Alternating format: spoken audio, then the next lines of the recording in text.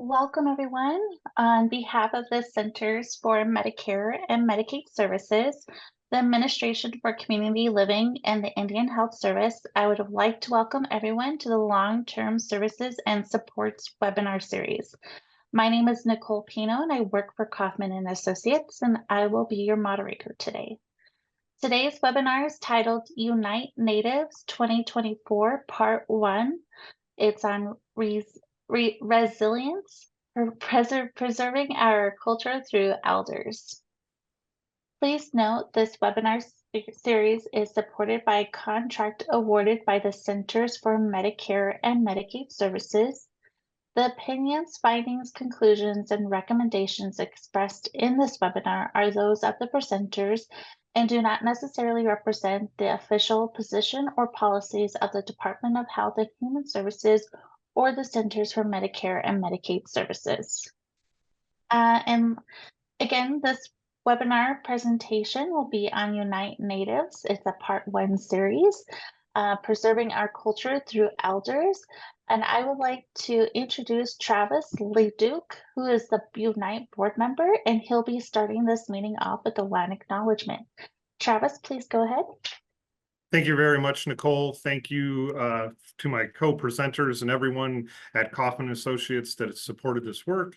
I do want to take this moment to respectfully acknowledge that we are on land and territories of Indigenous people. And here in Southern Arizona, or Arizona is home to 22 federally recognized tribes. And here in Southern Arizona, home to the Tanatam and Yaqui. So thank you. My name is Dr. Kendall Bruni. I'm a Unite Native board member, a descendant of the Chickasaw Nation. I serve as an adjunct faculty and associate professor at Meharry Medical College with their Tribal Care Consortium. Thank you. Hello, my name is Brandy Hodges. I am the Unite Secretary and a board member. I live on the Rosebud Sioux Tribal Reservation, the Sichango Ayate. I am a tribal member from this area, and I have worked in long-term care in this facility for about 24 years. I've been in long-term care for about 26, 27 years, and I've been the administrator here at the Rosebud Sioux Tribal Nursing Home for 6 years. It's nice to be here. Thank you, Brandy, and welcome again to everyone. My name is Travis Leduc. I am a Unite board member. I'm also the Director of Operations and Communications for the Tanatam Nursing Care Authority. I have served the Tanatam Nation for over 15 years now. I started by serving and working on behalf of the Littles, and I've had the pleasure now of serving our elders for the last 5 years. And it's been my pleasure and privilege to be responsible for the most valuable resources of the Tanatam Nation, both at the start and the beginning of their stories. So thank you. It's a pleasure to be here today. So the objectives for today, first we'll start off with defining the current skilled nursing facilities QRP measures and how it relates to discharge from pre and post-acute to 30 days post-acute discharge, looking at readmission, potential readmission challenges. Thanks, Dr. B. The second objective will be to explain how telemedicine and remote therapeutic and physiological monitoring can increase the likelihood of successful care transitions for Native elders. The third objective is suggest common sense approaches to engagement with acute care partners, including collaborative use of clinical pathways and outcomes sharing. And then we'll eventually, the next part 2, we'll focus on some of the social determinants of health and how the Z codes that were coming out from CMS and quality improvement initiatives will have an impact on all. So the introduction, we're really going to focus on the evolution of post-acute care, the challenge that it's presenting to providers as they really work to reach beyond their care settings and to better support that elder in relative to their whole healthcare continuum. The shift in evidence really is current with CMS quality reporting measures, how it relates to supporting the individuals as they move across the whole care continuum, Post-COVID, we saw the emergence and the importance of telehealth and how we do remote patient monitoring and remote therapeutic and physiological monitoring. With the advantage of technology and the bandwidth that we have now, this is all becoming very possible. This webinar is really going to highlight just the practical applications of how we engage with acute care, skilled nursing facilities, home health, and other providers in the Native community. So thank you, Dr. Brene. So as we look at sections GG's role in resident assessment, or MDS as it's also known, residents, we see that they have a risk for further functional decline. As we look at the amount of assistance that is needed and what will be needed in the future, we also want to consider the physical, neurological, physiological conditions, and also the cognitive factors that adversely affect physical function. We also want to consider that there is dependence on others that can lead to those social and emotional feelings of helplessness, isolation, and lower self-worth, and then also just that agency over one's decision-making. And then we definitely know that inactivity has all sorts of negative implications when it comes to just the presence of pressure ulcers, resulting in weakness that leads to increased falls, any type of contractures, fractures that result from those items.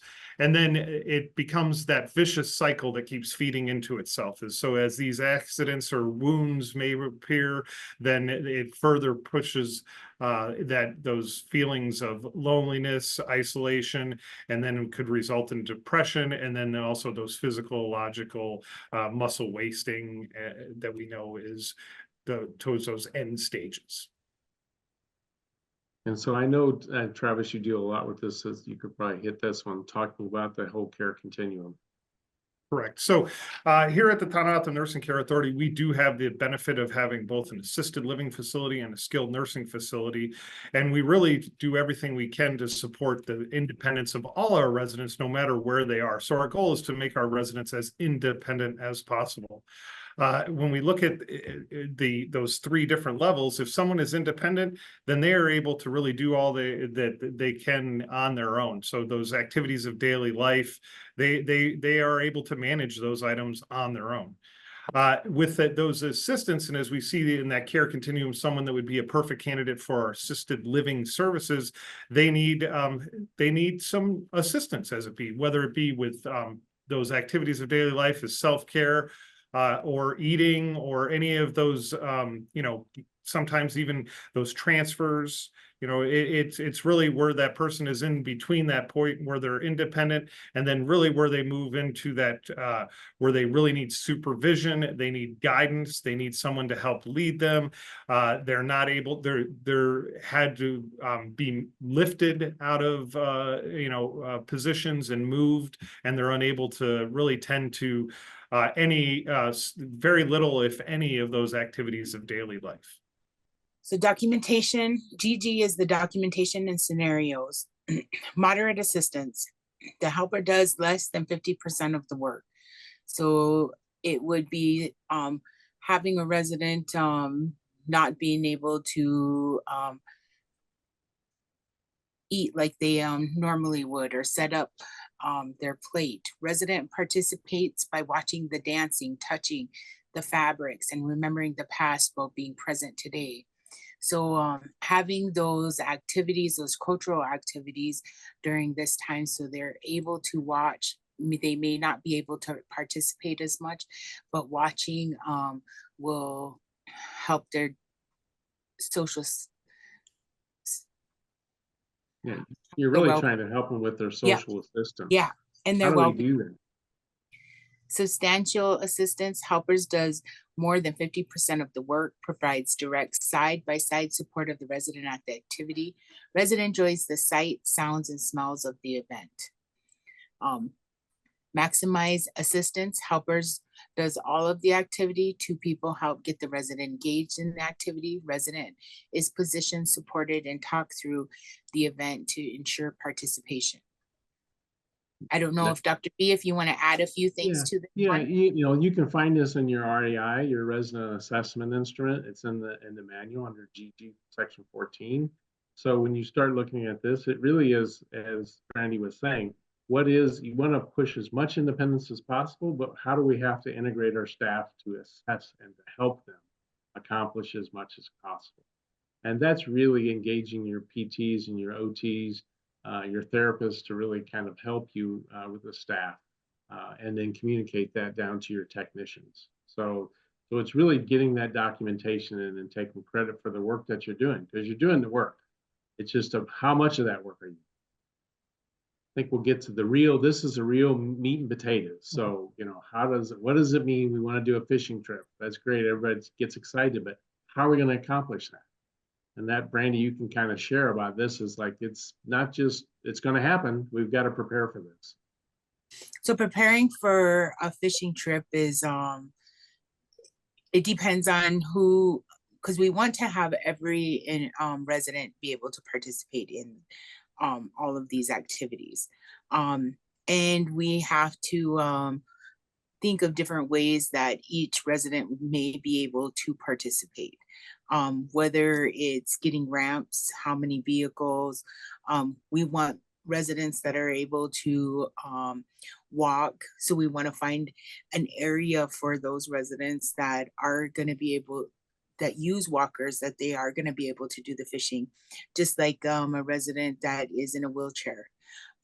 We may have to think outside of the box on how to get a fishing rod for a resident that only has one arm, where they're able to use one but not two arms.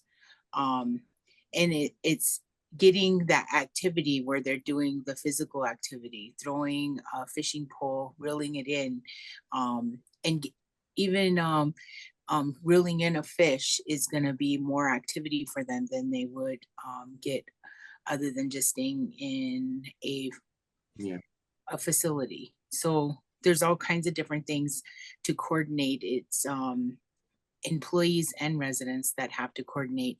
And just like Dr. B said, is trying to be able to code all of that. Yeah, taking credit for it. And I've had occupational therapists actually set up, modify the wheelchairs. So we have pole holders. So you could actually put the fishing pole out, set it in a pole holder. So then the resident who had the range of motion to reel it in could actually watch the cork and then reel it in. And then, you know, even to facilities setting up a kids swimming pool in a courtyard, and we put actually fish in that little pool, and the residents sat around that pool trying to catch some of the fish. So there's other ways of modifying, but you have to think of how is that going to happen for all those residents. You'll actually see the next generation of. So this is at a real facility, and so once they caught the fish and they brought it back, some of the elders wanted to actually fillet the fish. Now, actually, in this slide you see on the left, the had a little challenge with the state because they couldn't see a resident actually handling a knife like this. But we had to ensure, and we had, of course, supervision so that there was adequate oversight. But then it was really, how do we prepare the meat traditionally? You know, how is it put into the smokehouse? And then the final component was, how does it cooked and prepared? So that way, all the way through the continuum, the residents got to engage, but what was the staff's participation? And that's where we had to appropriately create and capture all the documentation. Oh, thank you, Dr. Brene. This is really where we started off on Tonka TV, and what you see here on the slide is an example of our YouTube channel and some of the other videos that are available. But really, for those that were unable to make it to the fishing trip or to the other events, this is what really set us on the path to create a conduit or a connection to the community using YouTube as the vehicle. And so our initial foray into this was really just to make sure that those residents that weren't able to make it on those trips were able to at least participate. But as you can see here, it started, it may have just started as a way to be able to connect those residents that weren't able to make it out of the facility and participate in those activities. It's really become a venue where we are able to have the back and forth between the community. So our residents that are here at the facility and the greater Tonopah Nation, there's a back and forth that takes place. And the example of that are these language shorts that you see on the side. While they're very important in terms of our residents being able to see our staff members and also hear the Tonopah language be spoken, it is also a training tool for our staff members in being able to increase their Tonopah language fluency. This results in much better care outcomes and care conferences with residents, especially those that Tonopah is their primary or spoken language. And we also recognize that language as part of the memory care is vitally important, making sure that our residents are able to receive their care in their language of choice. And so this is really been able to help facilitate a growth beyond just those connections back and forth to those residents that weren't able to come out of the facility potentially or have those restrictions or limitations, and really has made it to where it is a connection back and forth, and it facilitates far beyond what we originally had thought. And I know, Travis, you got another slide that really talks about that coming up. Perfect. Yeah. Really, and this is the how things germinate going forward. I'll direct the attention to the upper left-hand side of the screen. To the left is our community liaison for the Tonopah Nursing Care Authority, Isidro Lopez. Seated to his left are, at that time, were the candidates for chair and vice chair, the Honorable Verlin Jose, who is now the current chairman. And then seated to the chairman's left is the Honorable Carla Johnson, the vice chairwoman. We initiated these interview sessions and made this venue available to all candidates. As I mentioned earlier, or as I mentioned in developing the slide, that we kind of looked at it as meet the press, but we don't know if we'll be on air as long as they have been. But it really was an opportunity for our residents to hear from the political candidates on the Tonopah Nation. And why this is important is, yes, we want our residents that are able to and want to vote, but also it gave a common conversation piece for their residents and their family members for visiting. We intended this to be mainly for the consumption of our residents. The greater Tonopah Nation found it as a good venue to get the insight of the candidates for chair and vice chair and other positions on the nation. And so it really, what ended up, the result is that we've helped facilitate that common discussion between the residents and their visitors and family. And it was very, very encouraging to see families have that common level of discussion that without this, it would have been broken. And so they would have had to only rely on the information that they were maybe getting, where now they were able to hear firsthand from the candidates themselves. In addition to these political efforts, we've, if you see right below that other photo and to the right is from our St. Francis Day celebration. And St. Francis is the patron saint of the Tonopah Nation, and it is a holiday here on the Tonopah Nation. In celebration of St. Francis Day, as you can see in the picture to the bottom left, that there are some of our residents seated in the background observing the dance, and then the procession of our residents through the grounds of the facility with St. Francis is the picture you see on the right. You may ask, well, why are we broadcasting this item if it's something that we're doing here on the facility? Well, as mentioned, there are some of our residents that aren't able to venture outside of the facility. So we know that they still want to celebrate and take part in these feast celebrations. So broadcasting this back to them. And then also the other item that we've really received feedback from as well is that those elders that may still be independent living, as we mentioned on that slide before, they're able to access this at their choosing in the community in their own home. So we've been able to really connect to not only just our residents, but even those elders that are not in need of our care at this time as well. And this video here is a short video. It was made as part of the award. We received the 2024 Arizona Leading Age Innovation Award as part of their annual conference and meeting. So we'll go ahead and take a moment and watch the video.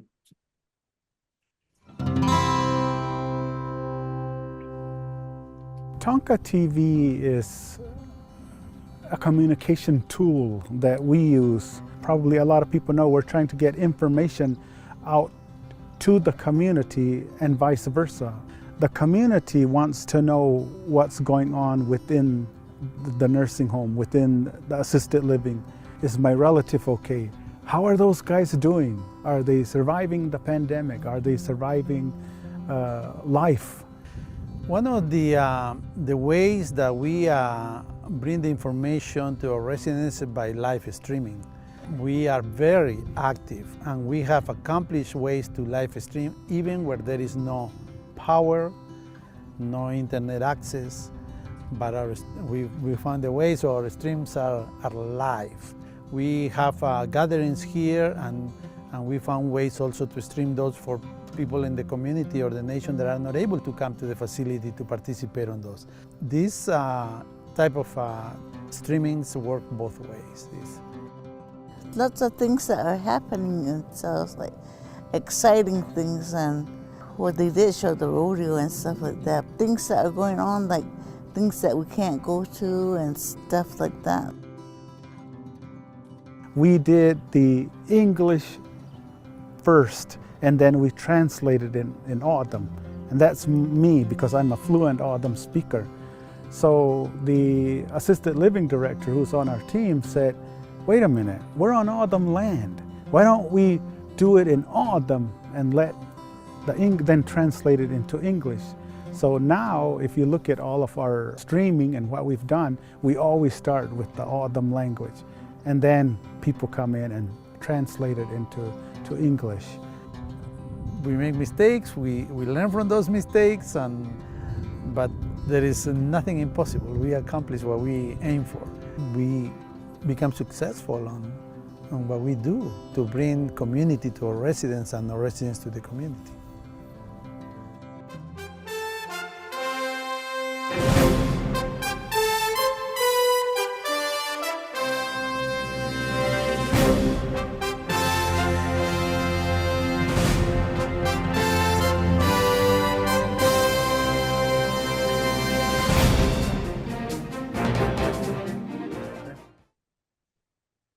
I'm just so proud of that. You guys did such a great job. And the CEDRO, actually, I do international aging with the World Health Organization. CEDRO ended up becoming very famous over in Nepal and in Turkey, because we had them, the automation actually present, and they just thought that was fabulous. Thank you for the recognition, Dr. Renee, and it is really unexpected, but a nice positive externality of these activities. And really the reward is, as we see Doreen, our resident, as you can tell, she's in a mechanical chair. She would represent one of those residents that wouldn't be appropriate to take to a rodeo grounds, but she loves the rodeo. And here again, this is all about documentation. Capture that time, capture that effort. You think of 28, 30 staff spending an extra hour of time doing this, that's a lot of time. And that's a lot of work towards their independence, their resident dignity and respect and what they're doing and connectivity to community. It's very, very important. So these activities are from our nursing home here in Rosebud or in White River. The first picture is one of our elders, and she's dancing with one of her granddaughters, and it's at a wachipi or a powwow. The powwows were a place for, and we have quite a few powwows throughout the summertime here. We have had a powwow here at our facility. We do try to we do have a local one that we try to take as many residents as we possibly can, but we also have dancers that come into our facility and dance for our residents here, for all the ones that aren't able to go out into our communities. We also have a lot of our youth come in for drum groups, and they sing, some of them sing Sundance songs, some of them sing our other songs, just kind of depending on who's which drum group they are. But it's also good for them to come in and speak to our elders, because we do use our language quite a bit here also. The Lakota, there's a lot of people here that work that are tribal, but we don't always all know our language. So we do have some fluent speakers that are residents, and we do have some fluent speakers that are our employees here that work. We also do, our tribe is, we feed people. That's how we normally, anytime that you would go to our grandmas or uchis or kakalas and wanting them to see, that you would make sure that you fed them. It's like, so we do a lot of food. A lot of our residents enjoy the food. The second picture, they're making gabubu bread. Not everybody knows how to make the gabubu bread in those large quantities like we have to do for everybody here. There's some times where I've even been behind there making gabubu bread for everybody. So we had a resident that wanted to make it and show some of our younger generation how to make the bread. And it's more of a skillet bread, but it gives them a quality of life. It makes the resident feel like they still have a purpose. They have that self-worth. It also helps with their motor skills. In both pictures, it helps with motor skills. It helps residents. Our people are really proud, and they don't like to ask for help. So they would continue to assist themselves regardless of asking somebody for that assistance. So them being able to show us how to make bread, it gives them a better quality of life in their psychosocial. And the next slide is just kind of showing a little more of the bread making. And then a lot of our residents enjoy, because they grew up with gardens. They didn't go to the store to buy a lot of their vegetables, and they made gardens. So they were very proud of making their own garden and taking care of it. Trying to weed it was very hard for them. So we had to figure out different ways of them being able to help weed and help water their garden and help pick it. It's like, how do we grow? So we did get a lot of different bins where there's some of them wheelchair, some of them residents can stand, and they could plant themselves, and they could take care of. They wanted to plant flowers in the front, which and then we actually had a community member bring in a bunch of corn, so that way they could shuck it, because they had shucked corn in the past. And it does really well with their motor skills, and it helps. It gives them self-worth again, and it makes them proud. And then after they shuck the corn, then of course we get to cook it. So then they get to try their own corn. So that's a huge quality of life for them, to feel that they have a purpose in life again, and they can help, and they can give corn to make it, shuck it, and be able to eat it and share it with the other residents and the staff. Yeah, that is a huge, and remember, part of this is, it's not just an activity program and that's it. This is part of your GG. Take, and just, somebody's in a wheelchair, that is occupational therapy. If somebody's leaning forward in the wheelchair, they're taking pressure off their backside. And so that relieves pressure. And so how do you take advantage and track and capture everything that you're doing is really important. And it is person-centered care because like the lady that needed to train and to teach that you see on the left, she needs to teach how to do the gagoo bread. That really could be person-directed care because that individual is directing the staff and directing that care. So take credit for this work. You're doing it already. Capture it within your quality reports. And those things can also go on the care plan where some of our residents are more traditional and they prefer, we do a lot of traditional food because the residents eat better with traditional food. So it can be care plan that they only like to eat traditional food, or they like to do traditional activities, or they enjoy going to the powwow. And the care plans are part of the MDS and the coding on there. So whatever is your care plan and your MDS should go in a flow together. Right. Very good point, Brandy. So really from that community connection, I always, as an administrator, I always say, okay, so what? What does that mean? It really is, what is the role of your elders? Don't just do everything to them and for them. Engage them. They're value members of the community. What is that? And repositories are really just that memory bank. You know, what is the wisdom? What's the native ways of knowing and learning? And so how do we take those cultural leaders and those elders and educate the younger generation? So that intergenerational transformation that Randy was just talking about is vital. It's not culture we need to change, it's culture we're losing. And so we just have to capture that. Next, Brandy. Importance of community involvement. Promotes socialization, provides emotional support, and reduces feeling of isolation.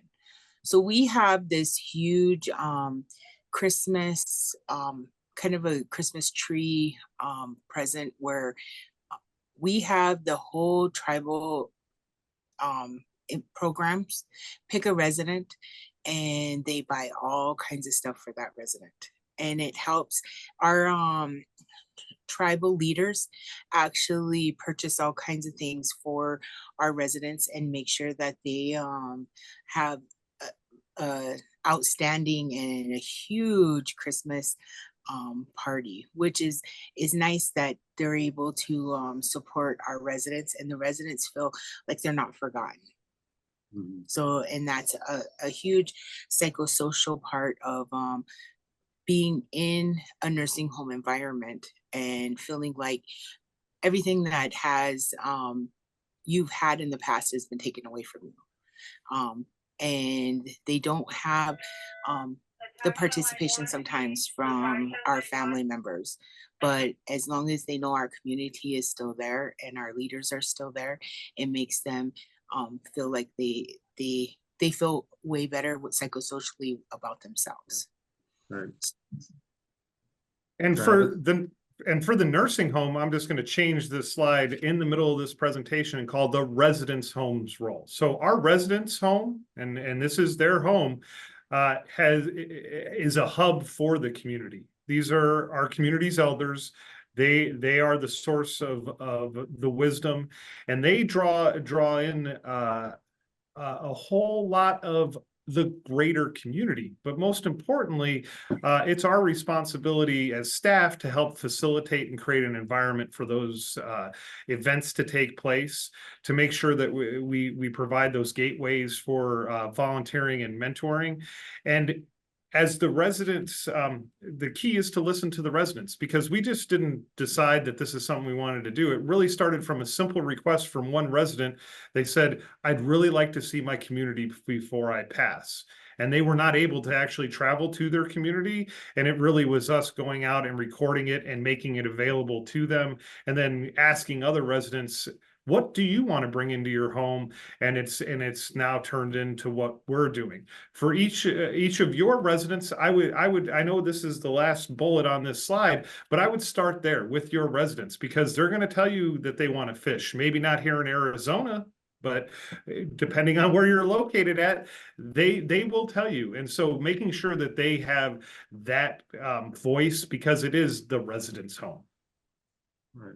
So this is one of the pictures from our facility.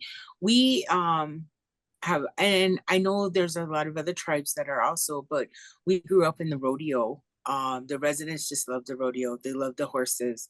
They love participating in that portion. The second one is we have a and I can't pronounce the name of it, but we have a program through our college that they have, these horses are healing horses. They go around for mental and for residents psychosocial, for kids with disabilities, and they come to our facility at least once a year, and they stay for a whole afternoon, and the residents get to go out. If they're capable of getting on the horses, we let them get on the horses, but they just get to go out and they get to spend their time with the horses all day, and they love it. We actually thought about bringing the horses in to some of the residents, but with how the floors are in our facility now, I don't know if a horse would be able to stay straight. I mean, walk Your on. floors are too slick. Yeah, that's what. So we actually thought about it, but we tried to get as many of our residents out there as possible, and the residents talked about it all day.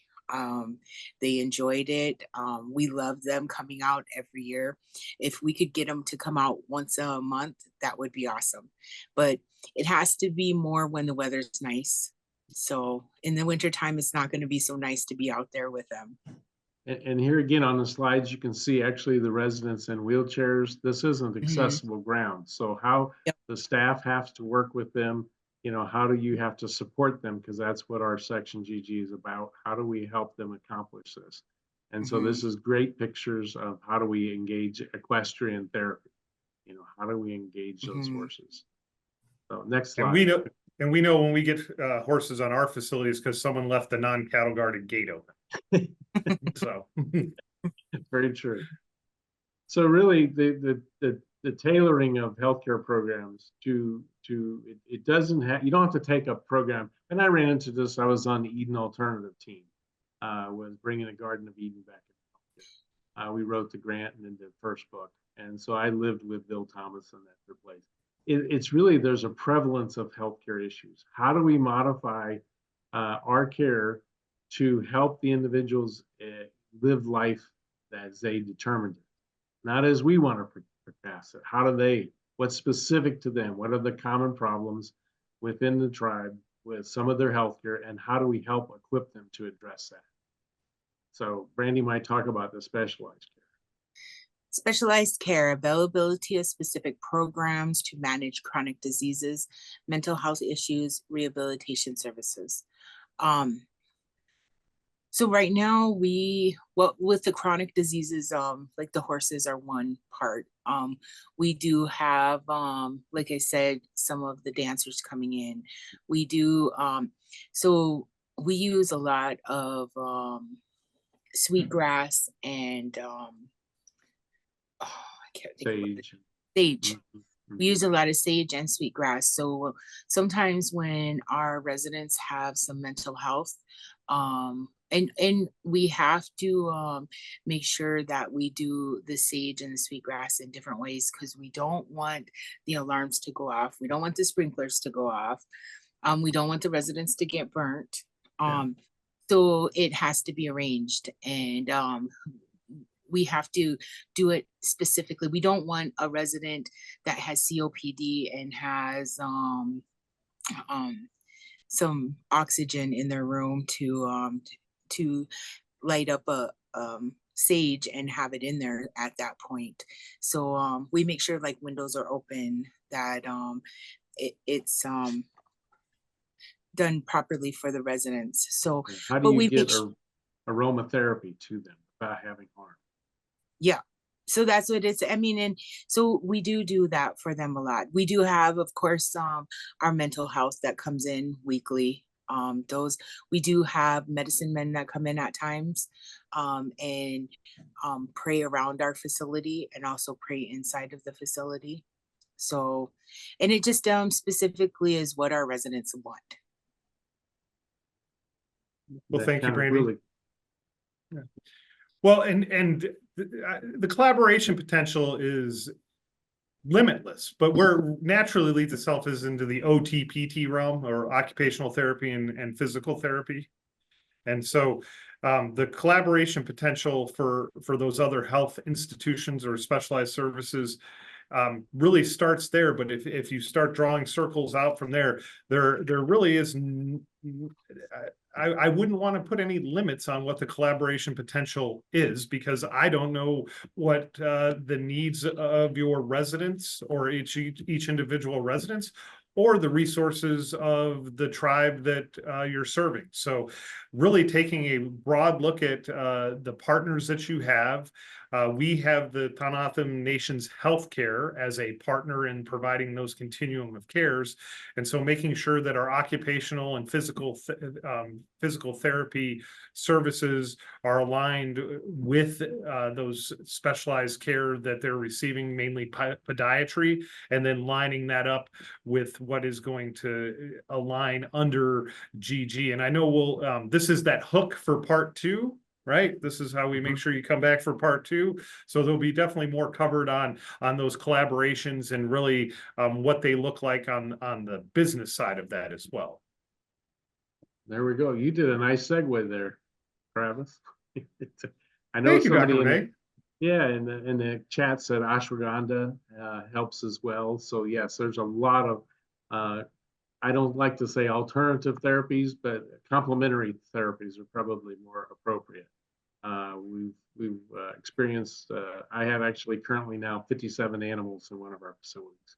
So there's a lot of variety that you can have to participate. And then we do a lot of our container gardening and stuff in our courtyards. So how do we engage with the appropriate historical, as Brandy was saying, some of the historical crops, whether it's some corn. I mean, you don't have to grow 2,000 acres, just grow some, or work with the farmers so that they give you some. That's part of that community collaboration.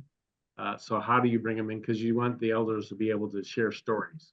Well, we used to make it this way. This is the way we always cooked it. So that's where you get that input and that direct integration. And you want them to teach you something, kind of like training the trainers. Teach me how we used to do this. And that's how we can pull in those audiences. So we have questions from the field. Yeah, so this is our time for questions. So we'll first be addressing the questions already submitted in the Q&A box located at the bottom of your screen. So if you haven't already submitted yours yet, please do so now, or use the raise hand icon, and we'll get to as many as we can as well. I know we did have one question that did come in regarding where you can find the presentation. It will be found on the CMS website, and it should be posted on there in the near future.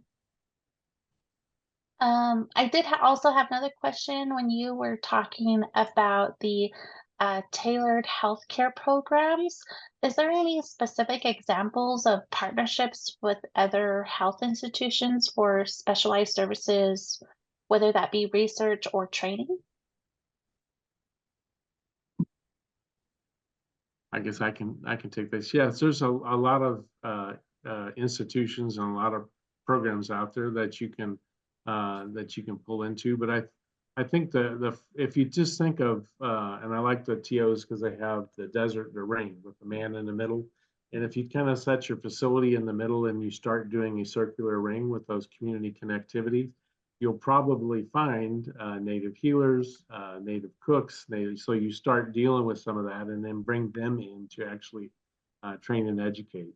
And then as I'm with a medical school, yeah, we have programs that we work with, maybe with addiction recovery, behavioral health modification. We have a metabolic health program. So there's other programs that we can bring in. And that's like Travis was saying, that community collaboration and connectivity. So bring them in. CMS has numerous projects identified. It's usually under best practices. And they'll share out some of the programs that are out there. You can look at that Pioneer Network as a resident-centered care kind of network. So look at it, but here again, and I think this was Brandy was talking, don't just buy a program and pull it in. Take a look at what your elders really want and what they're wanting. Let them residents have that input and kind of person-directed care and how we can pull that into them, because it'll be more meaningful. Brandy has a lot of fishermen maybe, but you go down to the TOs and they don't fish, you know, they don't have fishermen. So you don't need to train them how to fish. So that's where I would just say, take care of your people, find out what they did, what have they done historically, and how do you enhance that? Call it. I believe there's a question in chat that says, what does GG stand for? And Dr. Bernay or Brandy, if I know them as sections G and section GG, so the difference being the 3 and 7 day look back. But please, if you want to add, if there's a secret for GG, like it's good game, like my 10-year-old, then yeah, it's good goals. Oh, hey, there we go. That works. Let's just say it's practical measures.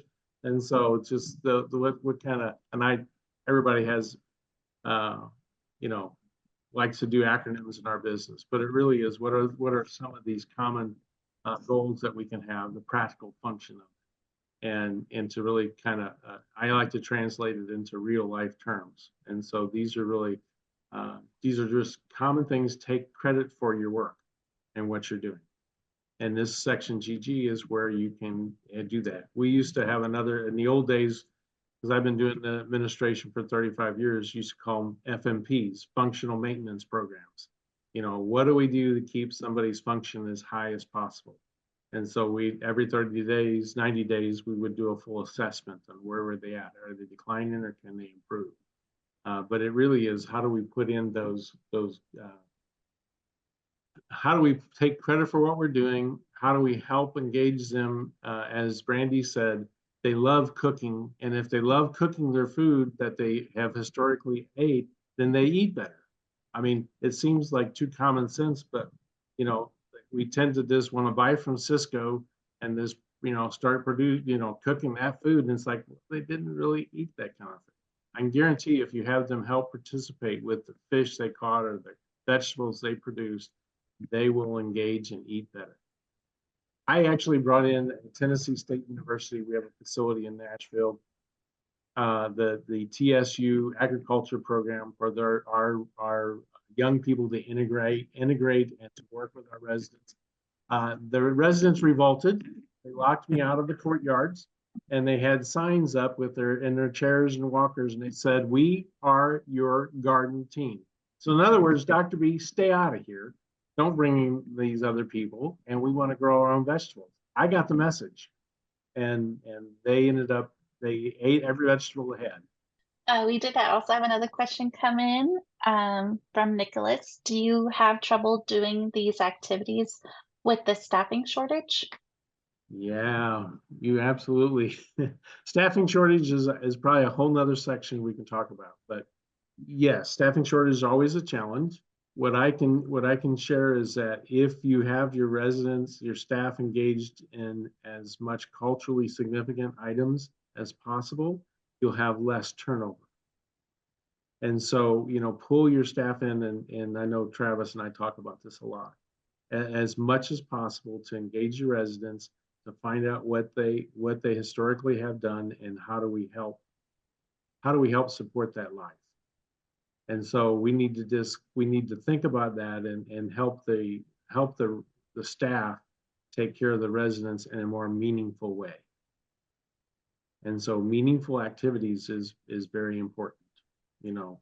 So people always say, I like to dance with the residents. I like to participate in powwows. I like to participate in all that. And to me, it's because I want to have fun. I want to have fun with them. I learned a long time ago, I got tired of being the boss all the time. You know, somebody has to make a decision, but I want to enjoy the people. So if you want to lower your staff turnover, engage with your residents, engage with the people. Brandon, did you have something you wanted to add to this? So one thing good about our facility here is trying to get your volunteers to come in. trying to get some of your high school students to come in, but also to make sure that all your staff is cross-trained in different things. So that way, if you don't have somebody that's able to do those activities, then you have somebody else that can jump in and help. So, Well, and yeah, thank you, Brandy. And I'll say if the viewing audience remembers the video that we played, it showed a chair volleyball competition that was taking place in a gym, right? And I remember this day distinctly because we were having some staffing issues. However, this activity that the residents were coming to watch, the Nursing Home Week Chair Volleyball Championship, and we were broadcasting it back to our residents that couldn't make it, also served as our evacuation exercise as part of our emergency preparedness plan. And why do I bring this up is because we as leaders of our organizations have to figure out innovative ways to maximize our staff time. And so what I want to encourage each and every one of you to do is look at some of these potential activities or endeavors as force multipliers. And so if you can take the activity that you're doing and add to its value, is really, and I understand I don't think anybody in this room, if anybody has excess staff, we'll be more than happy to welcome them to the Tonka Nursing Care Authority, especially on the clinical side. So really, we look at these activities as ways that we can get as force multipliers and get any duplicate value from one activity. So yes, it does still take staff to do these activities, but if you look at it through a lens where it's a force multiplier, or you're able to check 2 blocks with one activity, even better. Now, these are all good questions, and staffing is a major issue across the country, and especially if you're a rural isolated campus. Then it's how do I get folks to that area? It could be just as isolated in the inner city as well. So because you've got a lot of competition, so but it really is it is a national challenge right now. So, but try to keep them when you get them in.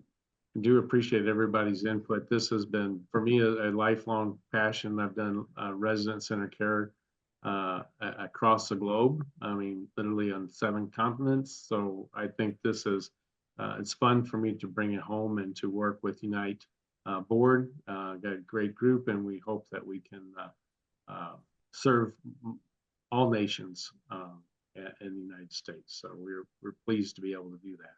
All right, well, I can help close this out, but I would like to thank Dr. B, Travis, and Brandy for joining us today and giving this really insightful presentation.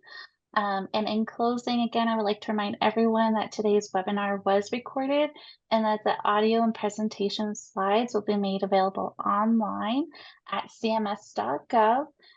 Thank you again for joining today's webinar. Our session is now concluded. Thank you.